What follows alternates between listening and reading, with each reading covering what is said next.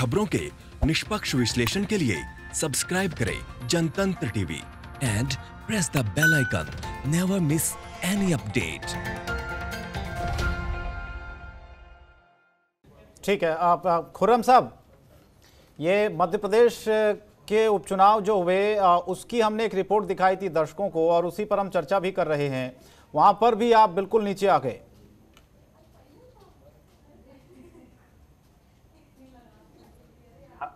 हर हार के कई कारण होते हैं और जीत के भी कई कारण होते हैं। दोनों ही चीज में कांग्रेस पार्टी इस पे समीक्षा करेगी और उसके तह तक जाएगी। क्या सर, अभी जब चुनाव हुआ था तो उसमें हम जीते थे, सरकार में आए थे, और जब उपचुनाव हुआ तो क्यों हम हारे, सरकार से बाहर हुए। तो ये तमाम चीजें जो है वो समीक्षा की चीज है। इसमें कांग्रेस पार्टी को मेहनत करने की जरूरत है, इस बात से इनकार नहीं किया जा सकता है, और तमाम बड़े लीडरों के साथ समीक्षा करने की जरूरत है और मंथन करके वर्करों के साथ कोऑर्डिनेट करने की जरूरत है।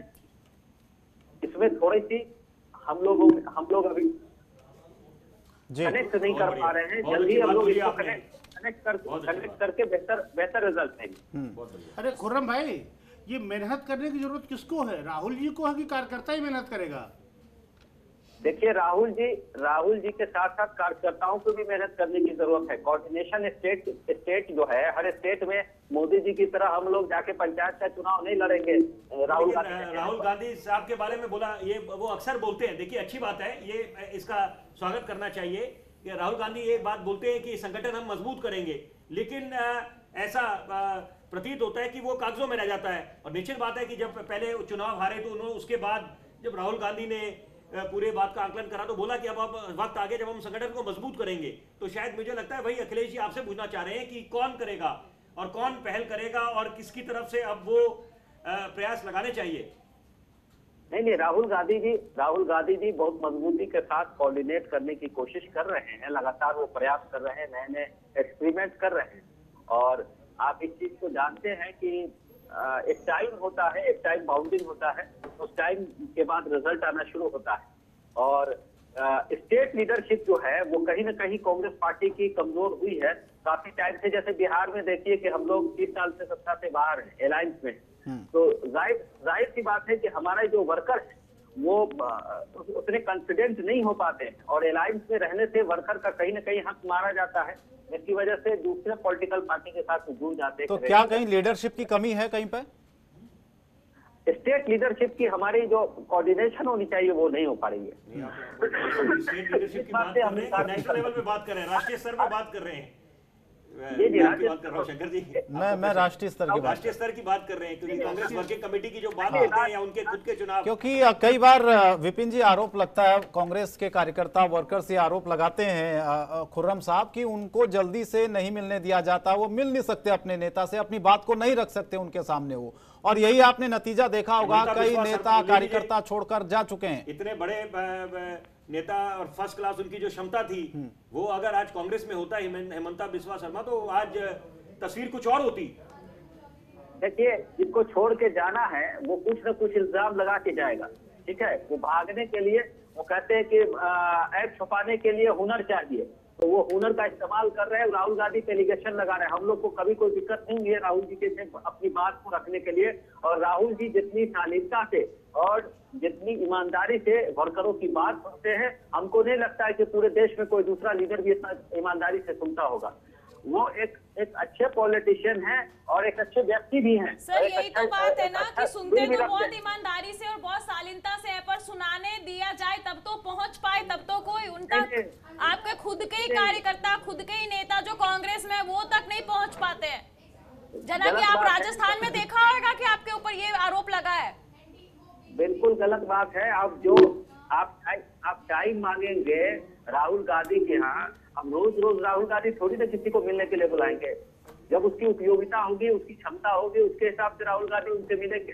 अब हम चाहेंगे कि रोज हम जैसा वर्कर चाहेगा कि रोज राहुल गांधी से हम ही मिलते रहे। सर, राजस्थान में जो हुआ उसके बाद तो पता ही है ना सर, वहाँ तो राहुल गांधी बहुत लेट पहुंचे, और यहाँ तक कि राहुल गांधी से बात नहीं बनी, उनकी बहन को पहल करना पड़ गया।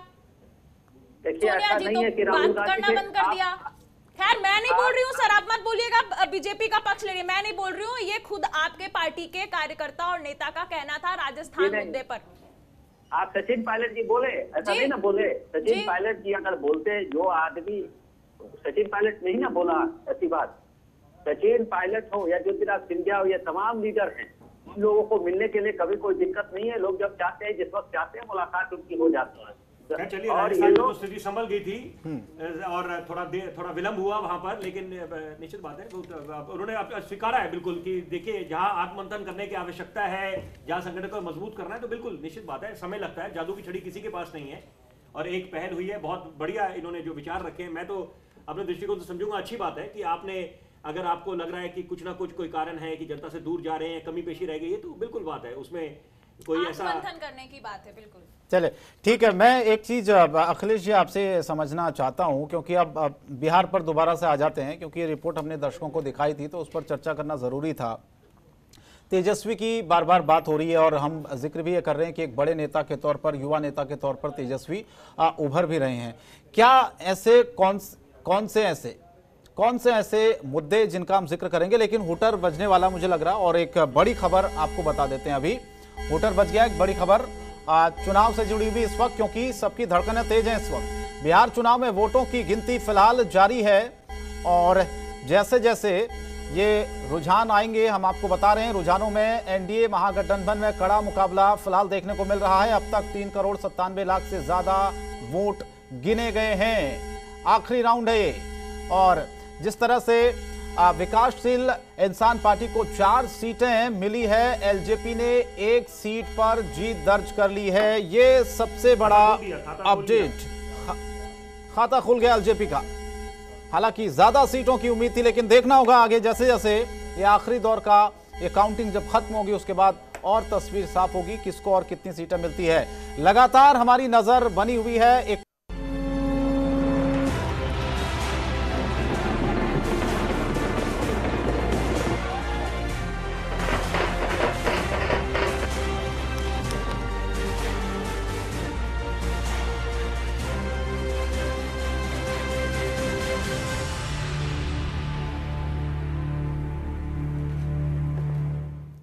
और चलिए ब्रेक के बाद एक बार फिर आपका स्वागत है। लगातार बिहार चुनाव को लेकर आज हम चर्चा कर रहे हैं। इसके साथ ही साफ तौर पर देखा गया आखिर किस तरीके से उत्तर प्रदेश में उपचुनाव के जो रुझान सामने आ रहे थे उसको लेकर भी तमाम तरीके की अटकलें लगाई जाती है। इस बीच बड़ी खबर सामने आ रही है, सबसे अहम खबर, बड़ी खबर आपको बता दें कि जिस तरीके से देखा जा रहा है, रुझानों में एनडीए महागठबंधन में कड़ा मुकाबला देखा जा रहा है, कांटे की टक्कर और लगातार प्रक्रिया के तहत वोटों की गिनती जारी है।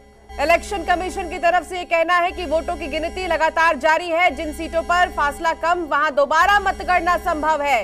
तो 243 में से 176 सीटों के नतीजे आए हैं। इलेक्शन कमीशन की तरफ से कहना सामने आ रहा है, अब तक आरजेडी ने 58 सीटें जीती है तो 19 पर आगे है।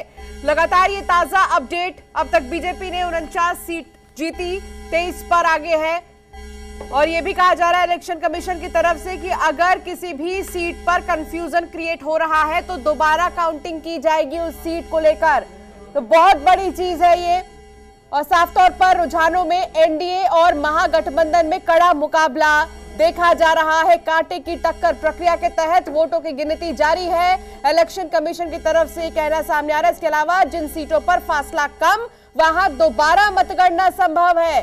तो लगातार ये देरी की वजह क्या कुछ है, ये तमाम चीजें सामने आ रही है। आखिर ये देरी क्यों हो रही है, जहां भी कंफ्यूजन क्रिएट हो रहा है वहां पर दोबारा काउंटिंग की जा रही है। इलेक्शन कमीशन की तरफ से ये क्लियर कर दिया गया है। अब तक बीजेपी ने 49 सीट जीती है, 23 पर आगे है। और इसके अलावा लगातार अब तक जेडीयू ने 30 सीट जीती, 12 पर आगे है। इसके अलावा अब तक कांग्रेस ने 13 सीट जीती और 6 पर आगे है। ताजा अपडेट, ताजा जानकारी, रुझानों में कांटे की टक्कर देखी जा रही है। तो हमारे साथ खास मेहमान लगातार जुड़े हुए हैं। हम चर्चा कर रहे हैं बिहार इलेक्शंस को लेकर के आखिर रुझानों के हिसाब से अगर हम देखें तो क्या कुछ समीकरण बिहार में बन रहे हैं। विपिन जी, सवाल यही है कि आखिर रुझानों को हम देखें तो कांटे की टक्कर अब भी बरकरार है और ऐसे में इलेक्शन कमीशन की तरफ से भी ये लगातार कहा जा रहा है जहां भी कंफ्यूजन क्रिएट होगा वहां दोबारा काउंटिंग होगी और यही वजह है देरी की। देखिए, गौरतलब बात यह है कि जब चुनाव से पहले, चुनावी प्रक्रिया से पहले जब ओपिनियन पोल कराए गए, उसके बाद जब चुनाव हो गए 3 चरणों में, उसके बाद जब एग्जिट पोल आया तो एक वरिष्ठ नेता ने एक बड़ी अच्छी बात बोली। उन्होंने बोला ना ओपिनियन पोल ना एग्जिट पोल, हम एग्जैक्ट पोल का इंतजार करेंगे और उसी के आधार पर किसी निष्कर्ष पे पहुंचेंगे। तो अभी तस्वीर भी हम दिखा रहे हैं दर्शकों को सुशील मोदी की। इस वक्त नीतीश कुमार के घर से वो निकले हैं। जो मीटिंग हो रही थी, बहुत हाई लेवल की मीटिंग, जिसके बाद ही कहा जा रहा था कि तस्वीर भी कुछ बदल सकती है बिहार की। उस मीटिंग के बाद सुशील मोदी बाहर निकल रहे हैं। ये मीटिंग कंप्लीट हो गई है और कुछ ही वक्त बचा है, कुछ ही सीटें बाकी हैं जहां पर वोटिंग्स जो है काउंट किया जा रहा है। इसके अलावा लगातार इलेक्शन कमीशन की तरफ से कहना सामने आ रहा है, आप लोग घबराएं नहीं। इससे पहले भी 2 बार इलेक्शन कमीशन ने प्रेस कॉन्फ्रेंस की और साफ तौर पर यह कहा कि लगातार मतगणना जो है वो जारी है। तो तमाम चीजें लगातार, तमाम तस्वीरें सामने आ रही हैं बिहार की और हर पल हर नई तस्वीर हम आप तक पहुंचा रहे हैं। लेकिन इन सब के बीच तमाम नेताओं ने क्या कुछ कहा इन चुनाव को लेकर, इन रुझानों को लेकर, आपको सुनाते हैं। ऐसा है कि हर हारने वाला व्यक्ति यही इसी प्रकार का कहता है और इनकी पुरानी आदत है, जब हार जाते बात करते हैं। हार को सर वो एक्सेप्ट नहीं कर पा रहे हैं, कह रहे हैं कि करना चाहिए। जब जनता ने समर्थन नहीं दिया, हार गए तो मान लो कि हार गए, क्या दिक्कत।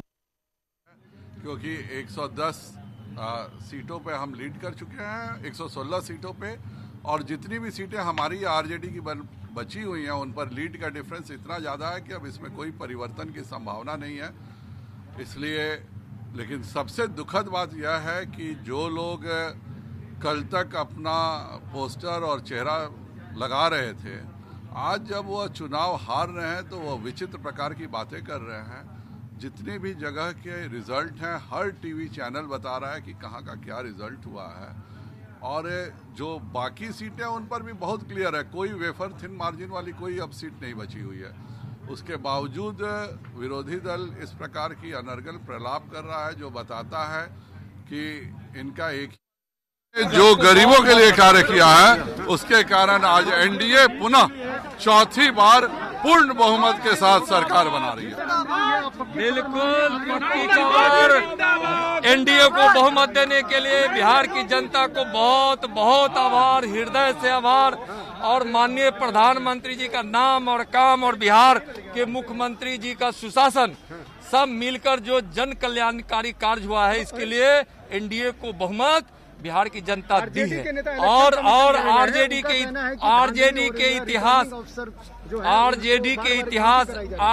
इतिहास से बिहार की जनता परिचित है, इसलिए जानती थी कि बिहार की जनता की बिहार में हमको एनडीए की सुशासन वाली सरकार और विकास वाली लानी है, उपद्रव वाली सरकार नहीं लानी है।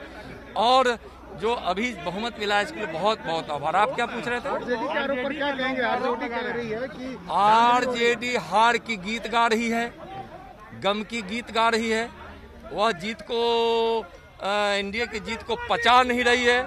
अपने हार के गम में यह बकवास की बोल रही है।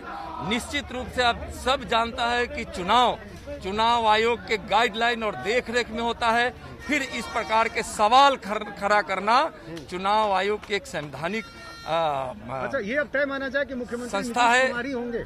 हमारे राष्ट्रीय नेताओं ने एकदम स्पष्ट किया है कि हमारे मुख्यमंत्री होंगे एनडीए की सरकार। आरजेडी पूरी तरह से लोकतंत्र का मजाक उड़ा रही है। चुनाव आयोग ने बहुत अच्छे से चुनाव का संचालन किया है। बहुत सी सीटों पर हम कम वोटों से हारे हैं, वहां तो आरजेडी बहुत खुश हो गई है। जहां वो कम वोटों से हारी है वहां पे वो नाराज हो गई है। एक फर्जी सूची बनाकर जिस तरह का भ्रम पैदा करने की कोशिश आरजेडी के नेता मनोज झा और उनकी पूरी टीम ने किया है, ये दुर्भाग्यपूर्ण है। हम इसकी घोर निंदा करते हैं। आप अपने हार का ठीकरा किसी प्रशासन या इलेक्शन कमीशन पर नहीं थोप सकते। ये जो एनॉमली है, ये जो विसंगति है, एक पक्षीय काम है। इस तरह की विसंगतियों से लोकतंत्र को अपहरण करने की, जनमत के अपहरण की ये कोशिश कर रहे हैं। ये कोशिशें हम कामयाब नहीं होने देंगे। बिहार की आवाम ने बदलाव का मन बनाया था। बदलाव से 1 डिग्री नीचे नहीं उतरेगी वो। ये अंक की जो हेराफेरी कर रहे हैं कि इतने पे अटका के रखो, ये इंस्ट्रक्शन है आरजेडी महागठबंधन अलायंस को इतने पे ही रखो, क्योंकि जो 5-7 अन्य जीते हैं वो हमारी तरफ नहीं आएंगे, इनकी तरफ जाएंगे। आप जानते हैं उन दलों का क्या मिजाज है। तो अंतोगत्वा यही बात है कि माननीय चुनाव आयोग के पाले में गेंद है, वो फैसला लेंगे, एक एक सीट की निगरानी करेंगे। और ये जो मुख्यमंत्री कार्यालय से बैठ करके जनमत को रिमोट कंट्रोल से बदलने की कोशिश हो रही है ना, तो हर कोई अपनी जीत का दावा कर रहा है, लेकिन इन सब के बीच इंतजार है इलेक्शन कमीशन का कि इलेक्शन कमीशन आखिर इस बात की पुष्टि कब करेगा। विपिन जी, इलेक्शन कमीशन का इंतजार हम सब कर रहे हैं, लेकिन भारतीय जनता पार्टी जश्न पहले से ही मना रही है। इस कॉन्फिडेंस के पीछे के रीजन को हम क्या समझे? बहुत ज्यादा कॉन्फिडेंस।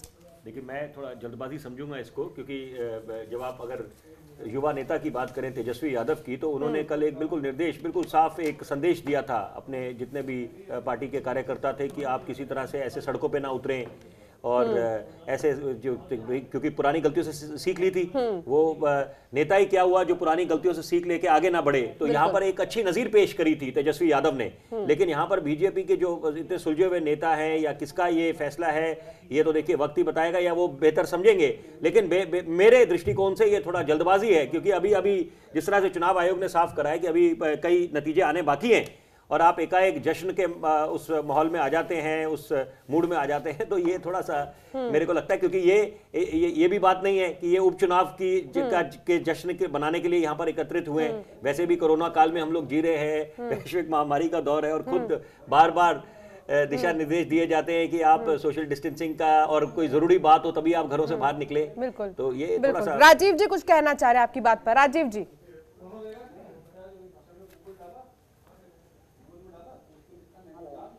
तो हमारे कार्यकर्ता इतने संयमित हैं, इतने संगठित हैं कि वो कोई ऐसे उपद्रव की तरीके से जश्न नहीं मनाएंगे। जैसा कि हमें आशापूर्ण हमसे कई 2 दिन पहले से हम लोगों ने देखा कि जैसे राजद के समर्थक, राजद के तमाम कार्यकर्ता अपनी सड़कों पे और अलग तरीकों से जश्न को मनाने की कोशिश कर रहे थे। अपनी उत्साह में लवरेज आज सुबह से ही किस तरीके से बयानबाजी हम लोगों ने सड़कों पर देखा, पटना के गलियों में देखा। तो हमारे कार्यकर्ता संगठित है, संगठित है, उनको संगठन के विचार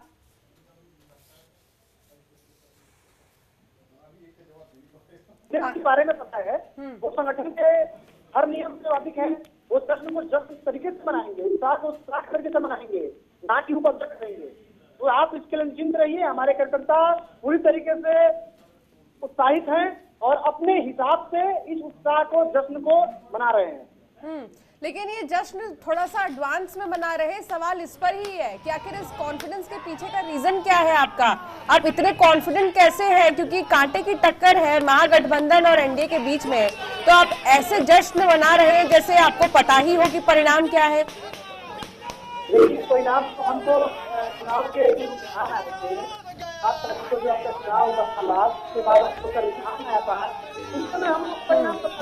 हम लोगों ने यही बोला था ना, ये आपका एग्जिट पोल है। अभी समय आने दीजिए, समय बताएगा कि कौन जीत रहा है और किसको कितने सीटें आएगी। आज जो अंतिम घड़ी है, कौन है, स्पष्ट हो गया है कि भारतीय जनता पार्टी और एनडीए के समर्थन में बिहार की जनता ने अपार समर्थन दिया हुआ है। खुर्रम साहब क्या कहेंगे? और बिहार की जनता का ये जन सैलाब और जन अपार समूह, हम बिहार की जनता का हार्दिक धन्यवाद देते हैं, आभार व्यक्त करते हैं कि उन्होंने एक बार पुनः विकास के इस पथ को आगे बढ़ाया है। और बिहार थोड़ा सा और वेट कर लीजिए राजीव जी, दिल खोल के धन्यवाद दीजिएगा, थोड़ा सा और वेट कर लीजिए। 2015 में जब बीजेपी ने जश्न मनाया तो पटाखे से हाथ जल गई थी। बीजेपी ने जब 2015 में जश्न मनाया तो इसी पटाखे से हाथ जल गई थी। थोड़ा संभल कर, आगे दिए भी जलाने हैं, दीपावली आने वाली है। 2015 के बाद जनता ने सबक सीखा। 2015 में जनता ने वो गलती किया था कि ऐसे तेजस्वी यादव को डिप्टी सीएम बनाने के लिए नीतीश कुमार ने कि दिन है कि वो डिप्टी सीएम बन गए। आज पूरी तरीके से बिहार की जनता, ये जश्न की बात की जा रही है सर, आप सवाल को समझ नहीं पा रहे हो। मैं ये बोल रही हूँ कि बीजेपी ने जो जश्न मनाया था 2015 में, उसी पटाखे से बीजेपी का हाथ जला था, तो जश्न पहले ना मनाए। देखिए, इस बार हम लोग पूरी तरह से आश्वस्त हैं, आप इसकी चिंता ना करें। हमारे जितने भी पार्टी कार्यकर्ता हैं और हमारे जितने भी लेकिन तमाम नहीं, वो ये बड़े पूछना चाह पदाधिकारी रहे हैं हैं, और सभी लोग मीटिंग करके ये ये पूछना ये सुनिश्चित चाह कर रहे रहे हैं हैं कि कि जीत आपको हमारी इतना निश्चित भरोसा है। कैसे है जब इतने नतीजे आने बाकी हैं अभी, तो आप पहले जश्न के मूड में आ गए। कांटे की टक्कर है। कांटे की टक्कर है, हम मानते हैं, लेकिन बिहार की जनता ने जिस तरीके से अपार बहुमत दिया हुआ है, हम लोग गांव गांव सड़क सड़क नहीं, गए इस थे, खुशी के पीछे लोग अगर कोई से- राज है तो बता दीजिए, हमसे भी शेयर कर लीजिए, हम भी खुश हो जाए। देखिए खुश तो होना ही पड़ेगा। अभी आप देख रही हैं टीवी पे लगातार आपको रुझान मिल खुर्रम रहा है। साहब कुछ कहना चाह रहे हैं? खुर्रम साहब जी मैं सुन रहा हूँ, मैं इनकी बात सुन के हंस भी रहा हूँ, मन मन मुस्कुरा भी रहा हूँ। ये 2015 में इन लोगों को पटाखे और मिठाई जो है आधे दाम पर बेचना पड़ा था, और ये लोग जो बात कर रहे हैं कि अपार बहुमत दिए, एक ऐसी सीट बताए जो 25-30 हजार के मतों से जीते हो। इन लोग की तो हालत खराब है। ये जीत एक मत से हो, एक मत से हो, जीत होती है। आप बोल रहे थे तो मैं चुप था, आप चुप सुनने की आदत डालिए, समझ रहे ना? बोलिए बोलिए खुर्रम साहब। ये ऐसा है कि ये लोग वक्त से पहले खुशी मना रहे हैं, जबकि हर सीट पर इतना कंटेस्ट है कि अभी कुछ समझ में नहीं आ रहा है कि कौन जीतेगा और कौन हारेगा। ये एक ऐसी सच्चाई है जिसे कोई इनकार नहीं कर सकता, कोई मुंह मोड़ नहीं सकता है। ये हम बोल रहे हैं कि हम महागठबंधन की सरकार हम लोग बनाएंगे, लेकिन जिस तरीके से लड़ाई का ट्रेंड देख रहे हैं वो सवाल नहीं उठाते हैं, स्पष्ट बोलते हैं कि हम सरकार बना रहे हैं। आपको जनता के मत पे भरोसा नहीं है, आपको कहीं ना कहीं आपके अंदर वो हार दिखाई दे रहा है। आपके राजद के राज्यसभा के सांसद देखिए कैसे चुनाव आयोग के पास चले गए, तरह तरह के आप लोग बयानबाजी करने लगे। सुबह से आप लोग सरकार बना रहे थे, जैसे ही आपके पल्ला विपरीत हुआ आपने तरह तरह के बचने की उपाय सोचने लगे। अगर आप जनता के मत का सम्मान करेंगे तो जनता आपको आगे मौका दे सकती है, लेकिन आप लोगों में ना सम्मान की आदत है, ना सम्मान आप लोग दे सकते हैं। आप लोग झूठ फरेब की सरकार चलाने में विश्वास रखते हैं। सर अभी तो चुनाव आयोग ने भी बोल दिया। सुनिए मेरी सुनिए, झूठ फरेब की सरकार हम लोग नहीं बनाते हैं। 2015 में जो मोदी जी बोल के गए थे, जितना पैकेज देने की बात किए थे वो दिए। डबल इंजन की सरकार का क्या हुआ? 15 लाख रुपया लोगों को दिया, 2 करोड़ की नौकरी लेने के बदला दे लिया। क्या फर्जी बात करते हैं भाई, आप लोग क्या बात कीजिएगा? ठीक है अखिलेश जी, चला रहे हैं। ठीक है अखिलेश जी, कांटे की टक्कर है, कुछ ही देर अभी और बाकी है जब सारी जो स्थितियां हैं वो पूरी तरीके से साफ हो जाएंगी, और लगातार जो सवाल हम सब के मन में है कि आखिर बिहार का बाजीगर कौन बनेगा, इसका जवाब भी हमें मिल जाएगा। लेकिन इन सब के बीच पहले से ही कॉन्फिडेंस बीजेपी की तरफ से हम देख रहे हैं। अगर थोड़े से भी नतीजे बदलते हैं तो बहुत बड़ा झटका उनके लिए ये साबित होने वाला है। सिर्फ बिहार में ही नहीं, इर्द गिर्द राज्य जहां पर बहुत ज्यादा इफेक्ट पड़ने वाला है बिहार के चुनाव का, वहां पर भी इनको झटका लगेगा। नहीं, निश्चित तौर पे देखिए अभी जो है कुछ भी कहना जल्दबाजी है, क्योंकि मामला इतना क्लोज है, इतना अगर 40 वोट से जीत हार हो रही है, 17 वोट से जीत हार हो रही है, और अभी 30-35 लाख वोट काउंट करने बाकी हैं।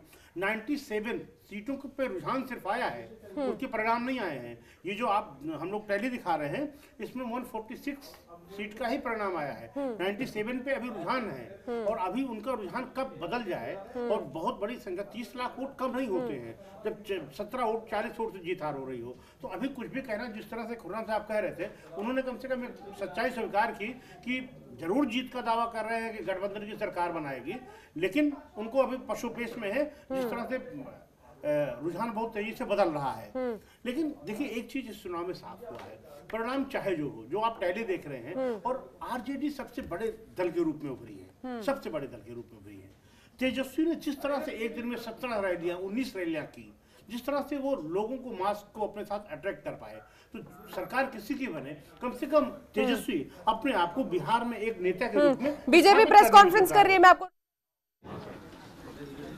शासन को निरंतर रूप से जनता ने अपना पूरा समर्थन दिया, और पुनः एनडीए को एक बार फिर पूर्ण बहुमत प्राप्त हुआ है।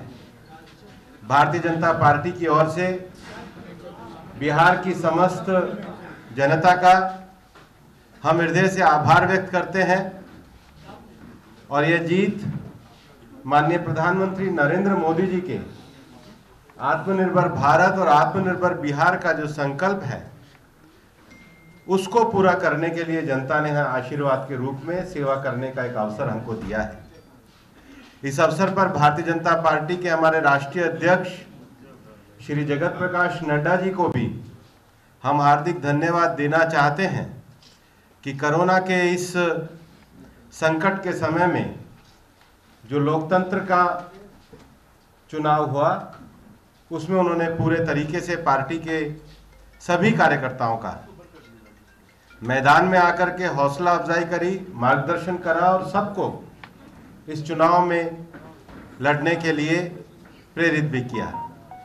निश्चित रूप से मतदान का जो प्रतिशत रहा और मैं विशेष रूप से हमारे बिहार की सभी महिलाओं का, बहनों का आभार व्यक्त करना चाहता हूं कि उन्होंने भी लोकतंत्र के इस पर्व में बढ़ चढ़कर हिस्सा लिया और बिहार के विकास के लिए एनडीए को अपना समर्थन दिया। हम भारतीय जनता पार्टी की ओर से पार्टी का शीर्ष नेतृत्व माननीय सुशील मोदी जी, हमारे प्रदेश अध्यक्ष संजय जायसवाल जी, श्री नित्यानंद राय जी, श्री मंगल पांडे जी, श्री सम्राट चौधरी जी, श्री नागेंद्र जी, दिलीप जी, सब लोग बैठे हैं। हम पुनः हृदय से धन्यवाद देते हैं।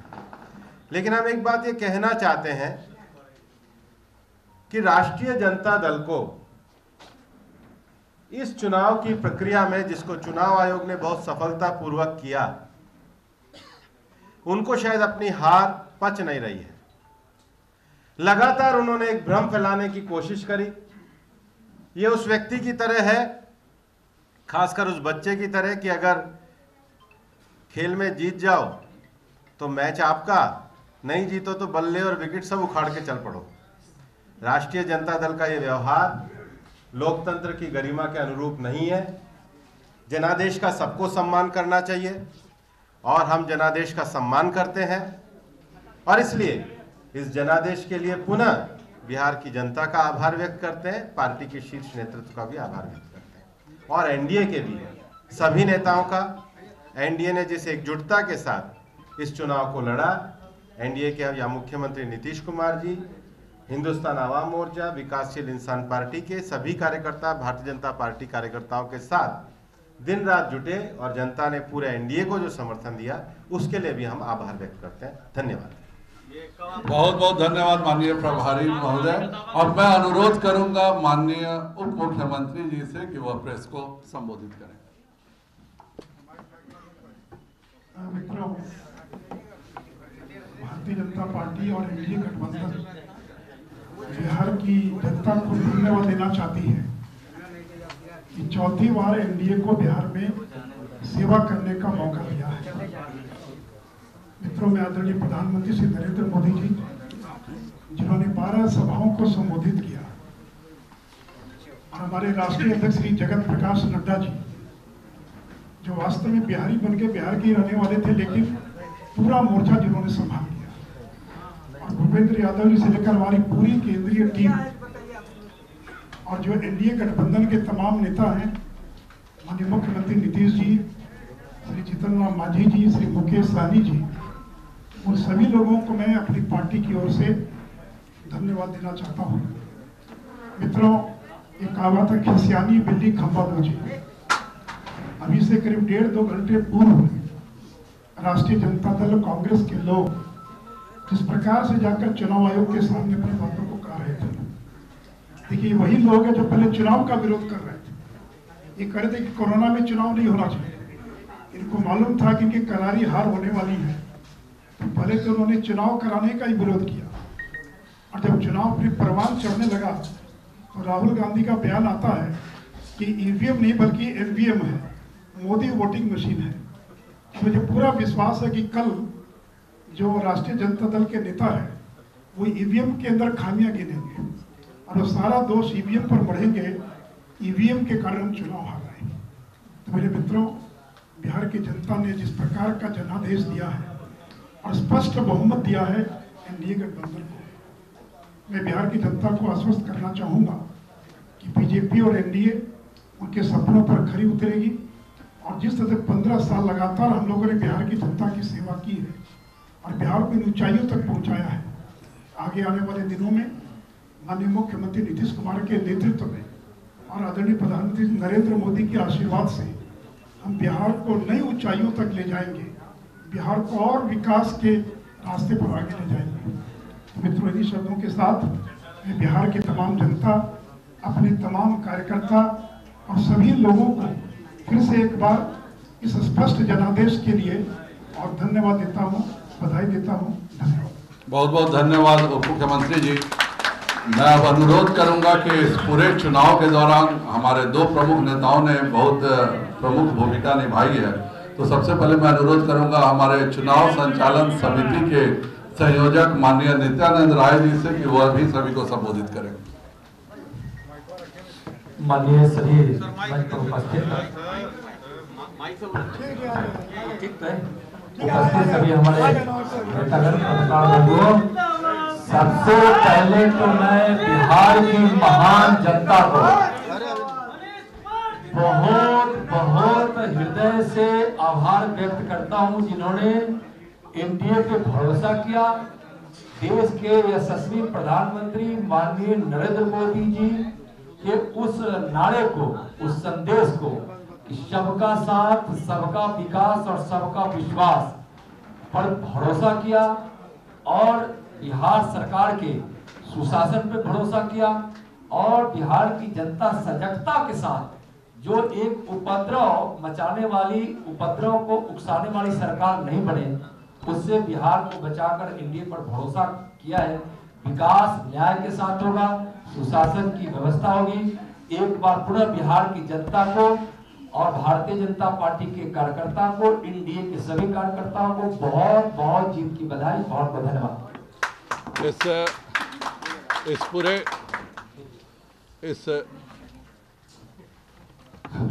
इस पूरे चुनाव के दौरान हमारे चुनाव प्रबंधन समिति के संयोजक माननीय मंगल पांडे जी भी लगातार 2 महीने से यहाँ बैठ के पूरे प्रबंधन के कार्य को अंजाम देते रहे हैं, तो मैं अनुरोध करूंगा कि चुनाव प्रबंधन समिति के संयोजक माननीय मंगल पांडे जी से कि वो भी सभी को संबोधित करें।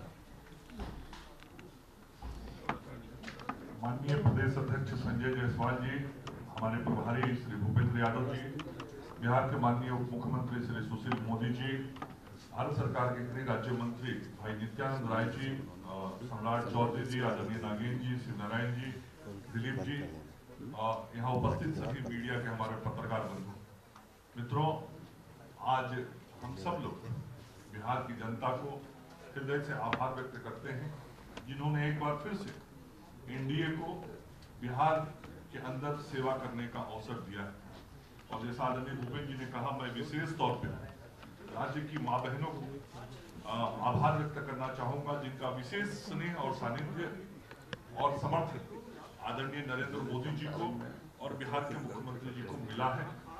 चुनाव प्रबंधन समिति के अध्यक्ष होने के नाते चुनाव प्रबंधन में लगे हुए राज्य के एक एक कार्यकर्ता को, बूथ तक के कार्यकर्ता को प्रदेश अध्यक्ष जी के माध्यम से मैं अपने सभी कार्यकर्ताओं को हृदय से आभार व्यक्त करना चाहता हूं, जिन लोगों ने दिन रात भारतीय जनता पार्टी, जनता दल यूनाइटेड, हिंदुस्तानी अवाम मोर्चा और विकासशील इंसान पार्टी के लिए काम किया। गठबंधन के सभी नेताओं ने एक साथ एनडीए की जीत में अपनी भूमिका निभाई और विशेष तौर पर राज्य की जनता का स्नेह और समर्थन आदरणीय प्रधानमंत्री जी को मिला और प्रधानमंत्री जी ने जिस प्रकार से राज्य की गरीब जनता की इस कोरोना काल में सेवा की थी, उस कोरोना काल में राज्य की जनता की जो सेवा आदरणीय प्रधानमंत्री जी ने की थी, वह बहुत स्पष्ट तौर पे इस चुनाव में दिखा कि उसके कारण समर्थन हम सब लोग के साथ था। माननीय मुख्यमंत्री जी के नेतृत्व में, उप मुख्यमंत्री जी के नेतृत्व में जो काम हुआ, वो भी हम सब लोगों को मत दिलाने में और बहुमत दिलाने में बहुत कारगर साबित हुआ और पूरे संगठन को हमारे आदरणीय राष्ट्रीय अध्यक्ष श्री जेपी नड्डा जी और हमारे गृह मंत्री आदरणीय अमित शाह दोनों ने जिस प्रकार से मार्गदर्शन किया और प्रत्यक्ष रूप से कार्यकर्ताओं के मनोबल को बढ़ाया, उसके लिए हम अपने केंद्रीय नेतृत्व का भी आभार व्यक्त करते हैं और एक बार फिर से बिहार की जनता और अपने सभी कार्यकर्ताओं का आभार व्यक्त करते हुए अपनी बात समाप्त करते हैं। मैं अनुरोध करूंगा सम्राट जी से कि वह भी इसमें कुछ जोड़ना चाहें तो। माननीय प्रदेश अध्यक्ष जी, माननीय प्रभारी हमारे भूपेन्द्र जी, आदरणीय सुशील मोदी जी, आदरणीय गृह मंत्री नित्यानंद राय जी, आदरणीय मंगल जी, आदरणीय नागेंद्र जी, सिमरायन जी और दिलीप जी, आज बहुत ही बड़ा ऐतिहासिक दिन है और लगातार जितने सीटों पर हम चुनाव लड़ने गए थे, चुनाव के पहले 125 सीट पर लड़ने गए थे, जनता ने फिर उतने ही सीटों पर जिताकर भेजने का काम किया। तो हम पूरे एनडीए के लोगों को और तमाम जो जनता है जिसने एनडीए को जिताने का काम किया, उनको बहुत बहुत धन्यवाद और बधाई देते हैं। खासकर जो महिलाएं थी, उन्होंने जिस तरह आदरणीय नरेंद्र मोदी जी और बिहार के मुख्यमंत्री आदरणीय नीतीश कुमार जी के साथ देने का काम किया, उसके लिए विशेष तौर पर धन्यवाद देते हैं। धन्यवाद दीजिए। आप सभी को भी बहुत बहुत धन्यवाद और आभार कि सुबह से लगातार आप सब लगे हुए थे और शुभ रात्रि। कल हम सब आपस में फिर मिलेंगे।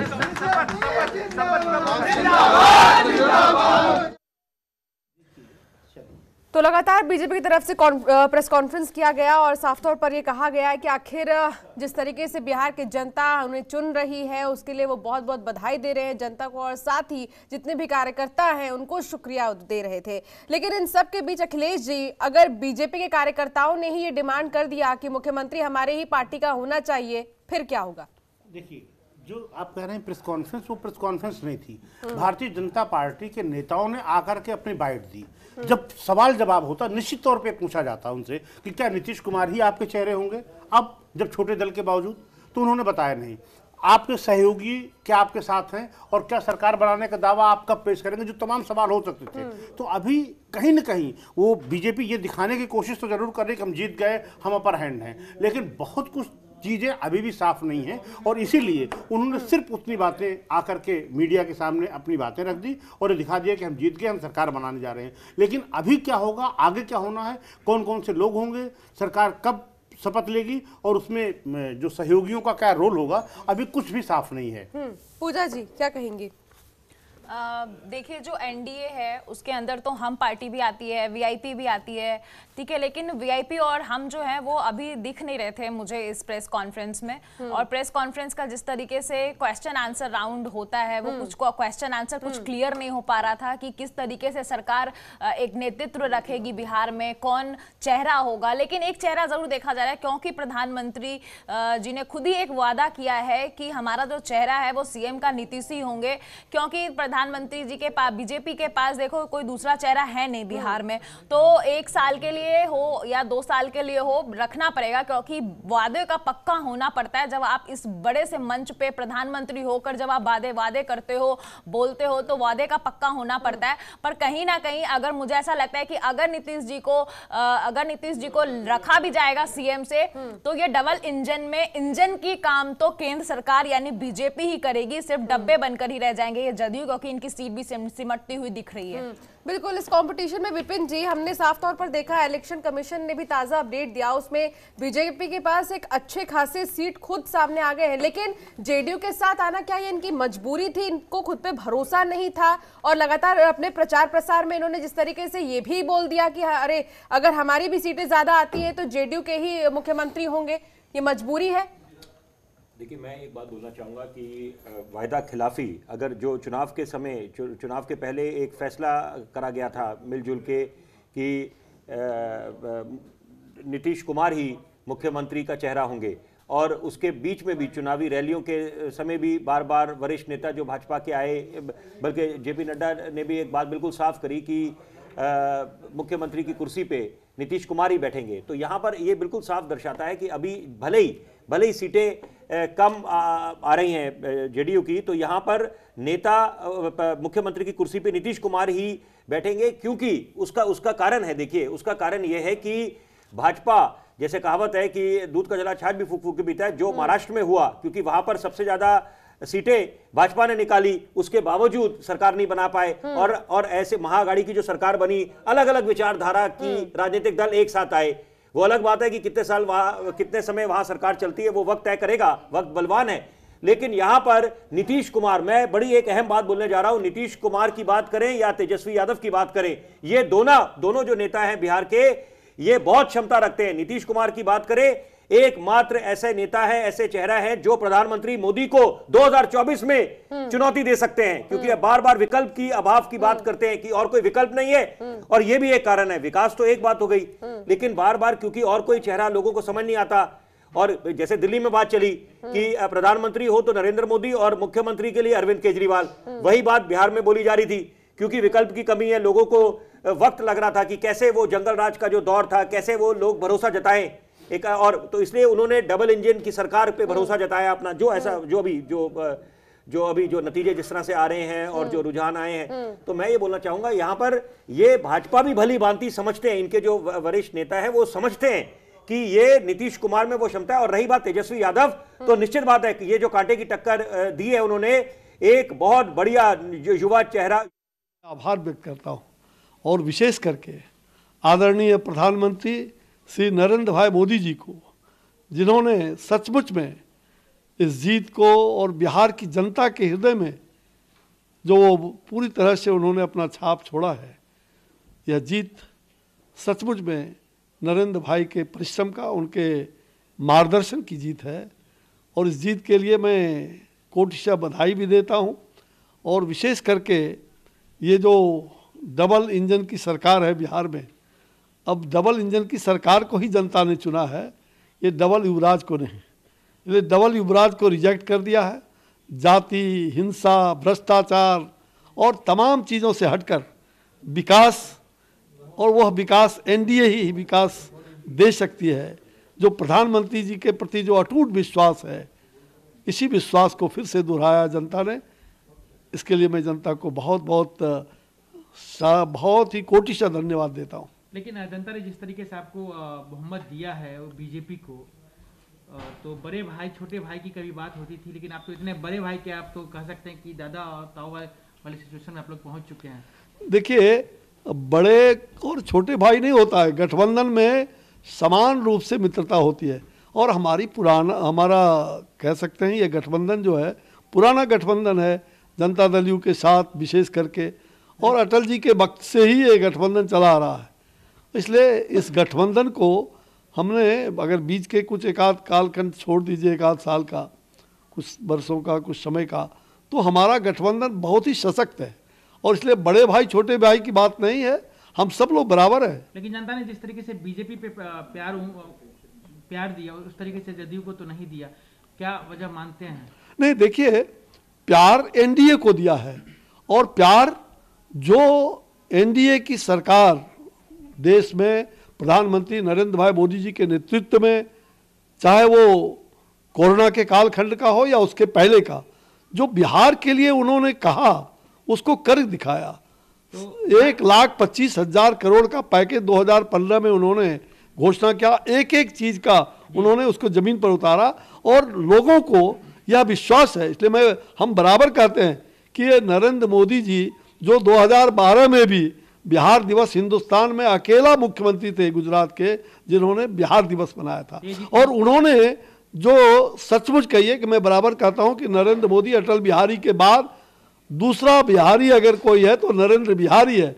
अब हम कहते हैं कि नरेंद्र बिहारी ने बिहार की जनता का दिल जीत लिया, और बिहार की जनता सदा सदा के लिए उनके प्रति अपना स्थान बनाई हुई है।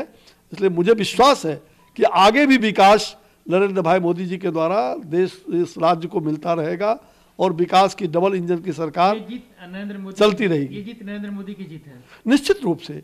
ये जीत, मैंने बराबर शुरू में कहा कि देखो भाई, मैन ऑफ द स्कोर जो है, जो श्री नरेंद्र भाई मोदी हैं, अब मैन ऑफ द मैच जो है हमारे नीतीश कुमार जी है।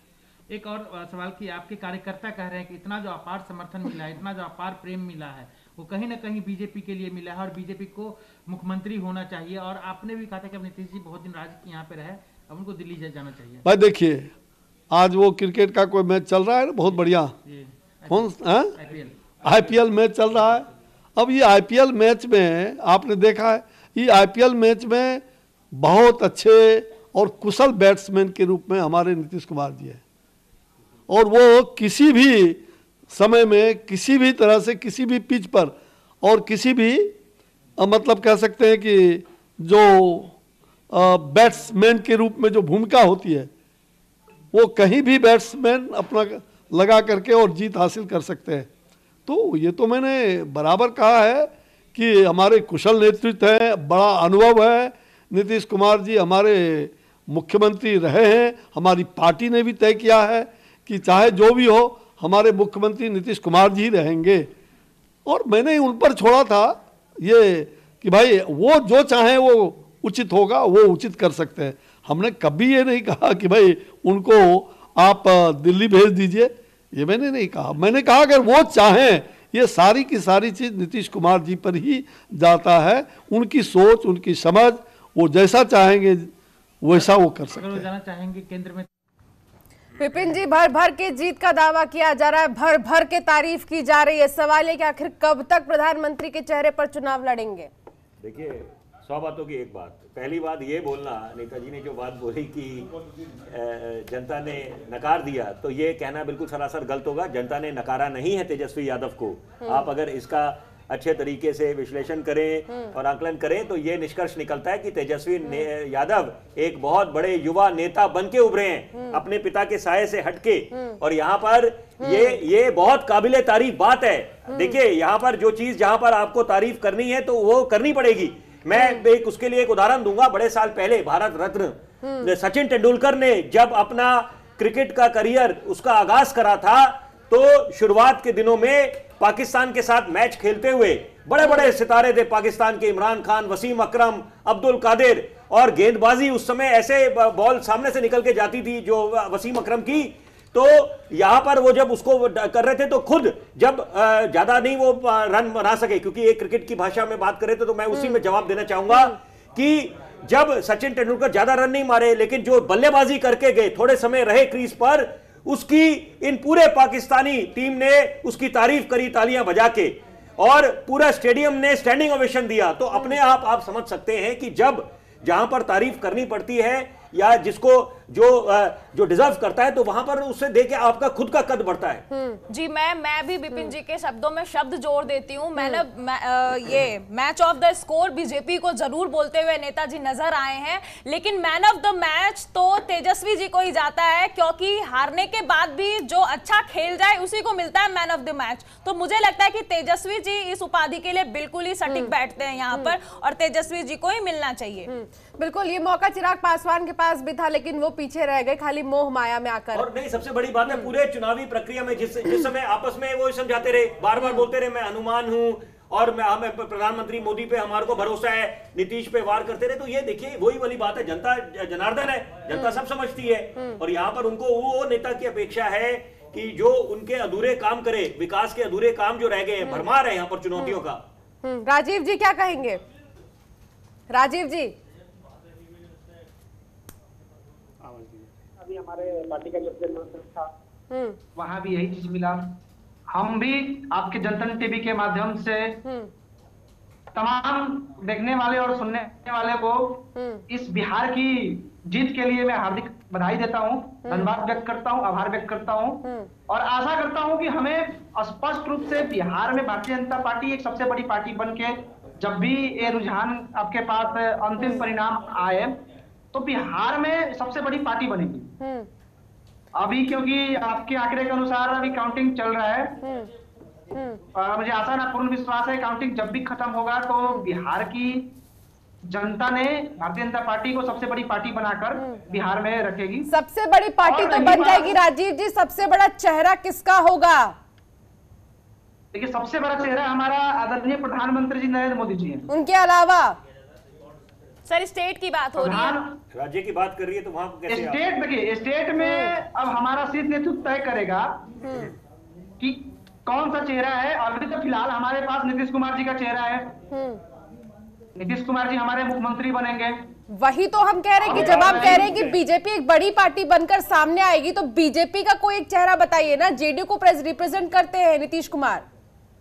देखिए, हमने गठबंधन में चुनाव लड़ा था, जैसे हमारे पार्टी के वरिष्ठ नेता ने भी बताया कि हमने गठबंधन में चुनाव लड़ा। गठबंधन धर्म में अगर हमारा सीट ज्यादा आ गया, हम आपस में दो भाई एक साथ लड़ रहे हैं, तो हम भाई भाई हैं, एक भाई ज्यादा रन बना दिया, एक भाई कम रन बना दिया, तो कहीं ना कहीं ये स्पष्ट रूप से जीत हम दोनों की है, टीम हमारी जीती है, तो कैप्टन जो है वही रहेगा ना, चेंज नहीं होगा ना।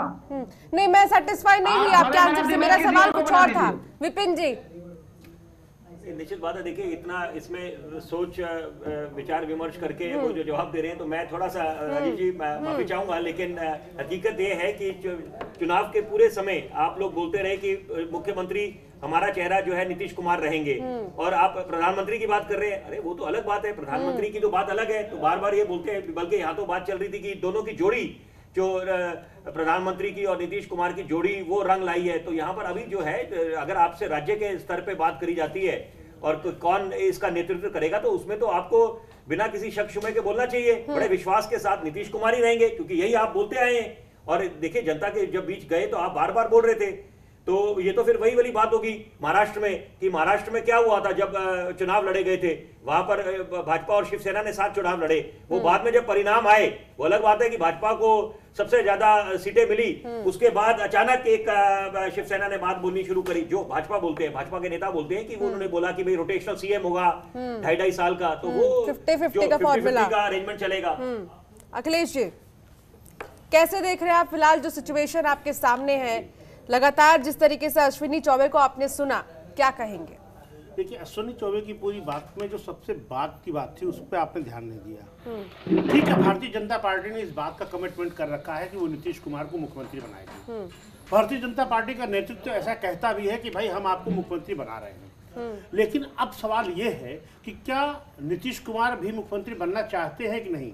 ये भी हो सकता है कि नीतीश कुमार खुद इस बात को रिजेक्ट कर दे, जैसे अश्विनी चौबे ने कहा कि अगर नीतीश जी जाना चाहेंगे तो हम केंद्र में भेजने को तैयार हैं, वो उनके ऊपर निर्भर है। तो भाई ये बात उठ कहां से रही है, क्यों ये बात आप उठ रहे हैं? इसका मतलब या तो आप कहीं प्रेरित कर रहे हैं उनको कि साहब हमारी बात भी, सांप भी मर जाए लाठी भी नहीं टूटे, आप खुद ही मना कर दीजिए तो हमें आपको मना करने का मौका ही न मिले, और हम सरकार भी चला लें और आप केंद्र में आ जाइए। एक चीज है। और अब ये देखना ये होगा, चुनाव के बाद जब नीतीश कुमार जी ने लगातार इंटरव्यू दिए, तो उनसे ये पूछा गया, लोगों ने पूछा कि आपको मुख्यमंत्री के तौर पर प्रोजेक्ट किया जा रहा है, तो उन्होंने बार बार ये कहा कि भाई मैंने तो कोई मांग नहीं किया, मैं तो कह नहीं रहा हूँ किसी से कि मुझे मुख्यमंत्री बनाया जाए। अब किसी ने किया होगा तो ठीक है, ठीक है। तो वो उस समय भी अपनी इस तरह की अनभिज्ञता जारी कर रहे थे।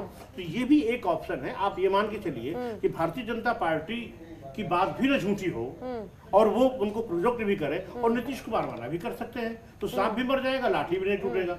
और अगर उनको लगेगा कि शायद हमारे लिए प्रदेश में सरकार चलाना मुश्किल होगा, जो परिस्थितियां बनेंगी, तो हो भी सकता है। क्योंकि अश्विनी चौबे, ये आज जो उनसे सवाल पूछा संवाददाता ने, ये कोई आज का सवाल नहीं है, ये 7-8 दिन पहले पूछा गया था, और उन्होंने कहा कि नहीं होगा, नीतीश कुमार जी हमारे केंद्र में जाएंगे, बड़े नेता हैं, मोदी जी के साथ रहकर सरकार चलाएंगे। और ये इसकी मरमरी पूरे बिहार में, आप ग्राउंड जीरो पे वर्कर्स में जाइए तो ये है। तो ये और मिश्रा जी के बात से मैं इत्तेफाक रखते हुए एक चीज बोलूंगी, शायद इसी वजह से मंच से, आखिरी मंच से उन्होंने अपनी आखिरी चुनाव का घोषणा किया कि ये मेरा आखिरी चुनाव है। हो सकता है उनको केंद्र में ही जाना हो। बट विपिन जी, इसमें सिंपैथी लेने के लिए भी एक एंगल निकाल सकते हैं हम, क्या पता सिंपैथी के लिए हो। ऐसा है कि इमोशनल कार्ड की जो बात कर रहे हैं दोनों की, सब ये देखिए, राजनीतिक दल ये स्वाभाविक है कि हर कोई करता है, हर कोई कोशिश करता है, क्योंकि हर कोई चाहता है कि कैसे सत्ता पालें। आप प्रधानमंत्री की भी बात करें, जब उन्होंने 12 रैलियां करी तो वो आके उन्होंने बोला कि मैं आपका बेटा हूं। महिलाओं को जब वो उनके साथ बात कर रहे थे, तो उन्होंने बिल्कुल साफ करा रूप कि भाई आप फिक्र ना करें, क्योंकि छठ पूजा जो है उसका क्या महत्व है बिहार वासियों के लिए दुनिया जानती है। और तो उन्होंने बोला कि आप किसी तरह की चिंता ना करें। नीतीश कुमार ने अपनी तरफ से बोला कि ये मेरा आखिरी चुनाव है, तेजस्वी यादव की बात करें, 10 लाख रोजगार के बारे में बात बोली उन्होंने। और तो ये देखिए ये बिल्कुल स्वाभाविक है। लेकिन मैं एक बात बोलना चाहूंगा कि 2015 में जब कांग्रेस ने, राजद ने और जदयू ने सबने मिलकर चुनाव लड़ा, 2017 में जब पासा पलट गया और गठबंधन टूट गया और जदयू अलग हो गई, तो उसी तरह से देखिए, क्योंकि परिस्थितियां बदलते वक्त नहीं लगता और आप यथास्थिति समझिए कि यथास्थिति बनी रहे तो ऐसा नहीं होता। जैसे आप, क्योंकि क्रिकेट की भाषा चल रही है, उनके उदाहरण दिए जा रहे हैं क्रिकेट के, तो मैं बोलना चाहूंगा जैसे क्रिकेट में बोला जाता है कि cricket is a game of glorious uncertainties, तो उसी तरह से राजनीति के बारे में आप कभी भी किसी तरह की सटीक भविष्यवाणी नहीं कर सकते कि क्यों। देखिए हर कुछ मुमकिन है। अगर ये नारा दिया जा रहा है कि मोदी है तो मुमकिन है, तो राजनीति में भी हर कुछ मुमकिन है। और जैसे कि कहावत है कि मोहब्बत और जंग में हर कुछ जायज है, तो राजनीति में हर कुछ जायज करार दिया जाता है। और ये बोलना चाहूंगा कि समीकरण बदलते वक्त नहीं लगते और भाजपा ये भली भांति समझते हैं, दूध का जला छाछ भी फूक फूक के पीता है, क्योंकि ये भी सबको पता है कि अगर जब कांटे की टक्कर होती है तो कभी भी आप देखिए, जब 2015 के बाद 2017 में 2 साल बाद पासा पलट गया और नीतीश कुमार अलग हो गए, तो कुछ भी हो सकता है कि अभी अगर आज नीतीश कुमार आपके साथ हैं, कुछ ऐसे मतभेद हो जाएं जहां पर आपको लगे रास्ता हम लोग साथ नहीं चल पाएंगे, तो कुछ भी हो सकता है, आप किसी और के साथ गठबंधन में जा सकते हैं। बिल्कुल, ये बहुत महत्वपूर्ण चीज है और बहुत महत्वपूर्ण बिंदु है जिस पर ध्यान देने की जरूरत है। और जल्दबाजी में कुछ भी बोलना सही नहीं है, क्योंकि तस्वीरें पल पल बदल रही हैं। इन सब के बीच विपिन जी, AIMIM एक बहुत ही बड़ी भूमिका में नजर आ रही है, उसको हम नहीं भूल सकते। बिल्कुल, देखिए निश्चित बात है, क्योंकि आप ये देखें कि जो ऐसे अटकलें लगाई जा रही थी कि वो सिर्फ एक वोट काटने का काम करेंगी, या वो B टीम है या वो C टीम है भाजपा की, जो अलग अलग, देखिए वो तो आरोप प्रत्यारोप स्वाभाविक बात है चुनाव में।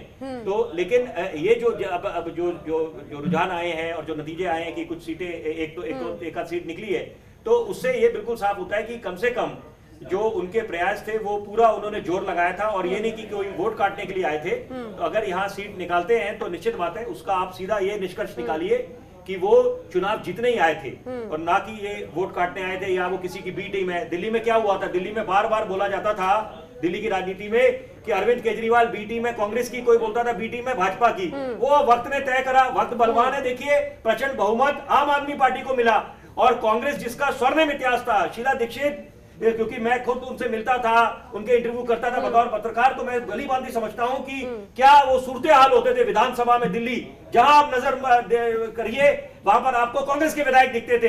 एक स्वर्णिम इतिहास था। और विकास के कार्यों की बात करें दिल्ली के, तो पूरा श्रेय स्वर्गीय शीला दीक्षित जी को जाता है, उनकी टीम को जाता है। और आज देखिए कांग्रेस का क्या हाल है, अपना खाता नहीं खोल पाए दोनों चुनावों में दिल्ली के। बिल्कुल, इसका बहुत बड़ा रीजन है कि कांग्रेस अपने में ही बस सिमट के रह गई है, बहुत ज्यादा अपने आप को बंद करके रिजर्व करके रख दी है, थोड़ा खुल नहीं रही है और ना ही दूसरों को मौका दे रही है। किसी एक बड़े नेता ने खुद बोला था कि आत्ममंथन करने की आवश्यकता है।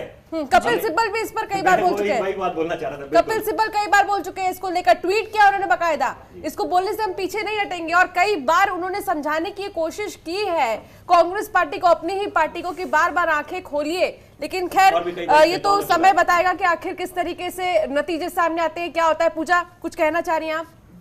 जी मैं विपिन जी की बातों से बिल्कुल सहमति रखती हूँ, लेकिन मैं ये ज़रूर बोलूँगी कि 11 सीट पर लड़कर 1 सीट आना बहुत अच्छी बात है, पर AIM जो है पार्टी वो सिर्फ वहीं पे लड़ती है। अगर आप उनकी 11 सीट देखोगे वहाँ पे वो वहीं पे लड़ती है जहाँ पे वो वर्चस्व बनाने के लिए अपना रखती है कि मैं यहाँ वर्चस्व बना सकता हूँ। क्यों? क्योंकि वहाँ पे मुस्लिम वोटर्स जो हैं वो 60% से अधिक हैं। ये पूरे 11 जो जगह हैं उनका अगर आप आंकलन करोगे तो 50% से ऊपर, 60% से ऊपर। किशनगंज में जब उन्होंने लड़ाई अभी लड़ी है तो 70% से ऊपर, और जहाँ से वो जीत कर आ रहे हैं वहाँ पे 75% से और 70% से ऊपर की मुस्लिम वोट है। तो ये बात तो सही है, लेकिन वोट कटवा पार्टी के लिए तो नहीं बोल सकते हैं। लेकिन एक चीज जरूर इससे साफ नजर आती है कि AIM जो पार्टी है वो अपनी वर्चस्व बनाती हुई जरूर दिख रही है बिहार में, क्योंकि LJP और AIM की पार्टी में LJP को 1 सीट है, जबकि उनके पिता, उनका पूरा खानदान पूरे बिहार से लड़ते हुए आए हैं एक समय से। और AIM तुरंत, मतलब पिछले 2015 में भी उन्होंने एक खाता खोल लिया था और इस बार भी उन्होंने एक खाता खोल लिया है, तो वर्चस्व बनती हुई तो जरूर दिख रही है AIM की। एक आखिरी कमेंट राजीव जी, आखिरी कमेंट। देखिए कोई भी अभी महागठबंधन का नेता या कोई भी दूसरा दल बिहार में स्पष्ट रूप से आप ये चीज समझ लीजिए, किसी का खाता खुले या किसी का कुछ भी हो, आने वाले जो रुझान होंगे, नतीजे होंगे भारतीय जनता पार्टी के और एनडीए के पक्ष में होंगे। और हमारा जो सीएम का चेहरा होंगे नीतीश कुमार जी हैं, सबके सामने आपके सामने आखिरी जो नतीजा आएगा स्पष्ट रहेगा, हमारा 130 प्लस रहेगा और नीतीश कुमार जी बिहार के मुख्यमंत्री बनेंगे लगातार चौथी बार। चलिए, बहुत बहुत शुक्रिया राजीव जी। बिल्कुल राजीव जी, बहुत बहुत शुक्रिया आपका। Akhilesh ji, final comment AIMIM पर, बहुत महत्वपूर्ण भूमिका है AIMIM की। देखिए, बहुत निश्चित तौर पे AIMIM की भूमिका महत्वपूर्ण है, लेकिन अब उसके लिए बड़ी पसोपेश की स्थिति है कि अगर उसकी 5 सीटें जीतने के बावजूद वो कुछ कर नहीं पाते हैं, तो एक कहीं मैसेज जाता है कि ओवैसी के आने से हिंदू। इस बीच बड़ी खबर सामने आ रही है। प्रधानमंत्री नरेंद्र मोदी ने ट्वीट किया है, पीएम मोदी ने बिहार की जनता का आभार किया है। बड़ी खबर, प्रधानमंत्री नरेंद्र मोदी ने एनडीए गठबंधन की जीत पर ट्वीट किया है। ये बहुत बड़ी खबर, पीएम मोदी ने बिहार की जनता का आभार व्यक्त किया है। इन सब के बीच तमाम सवाल खड़े होते हैं कि इलेक्शन कमीशन की प्रेस कॉन्फ्रेंस से पहले ही लगातार जीत का दावा किया जा रहा है बीजेपी की तरफ से, और इन सब के बीच आज प्रधानमंत्री नरेंद्र मोदी ने भी अब ट्वीट कर दिया इस मामले में। विपिन जी, कुछ कहना चाह रहे हैं आप? मैं ये कहना चाहूंगा, क्योंकि प्रधानमंत्री नरेंद्र मोदी 130 करोड़ देशवासियों के प्रधानमंत्री हैं, तो मैं ये समझता हूं कि अगर उन्होंने आभार प्रकट करा है बिहार वासियों का, उसका ये एक और अर्थ भी निकाल सकते हैं, क्योंकि सबसे बड़ा दान मतदान और लोकतंत्र के महापर्व में, कोरोना काल में, वैश्विक महामारी के दौर में जिस तरीके से लोगों ने जोश दिखाया, खास तौर पे महिलाओं ने, तो मुझे लगता है कि शायद आभार प्रकट कर रहे होंगे। ऐसा नहीं प्रतीत होता, क्योंकि वो कोई जीत का नहीं बोल रहे वो, या दावा ठोक रहे उस चीज में, लेकिन आभार प्रकट करना तो देखिए एक दायित्व बनता है। बिल्कुल, बहुत बहुत शुक्रिया विपिन जी आपका, बहुत बहुत शुक्रिया पूजा आपका, अखिलेश जी बहुत बहुत शुक्रिया इस तमाम बातचीत के लिए। तो पल पल की तस्वीर जनता टीवी आप तक पहुंचा रहा है और इसके साथ ये महा कवरेज लगातार जारी है।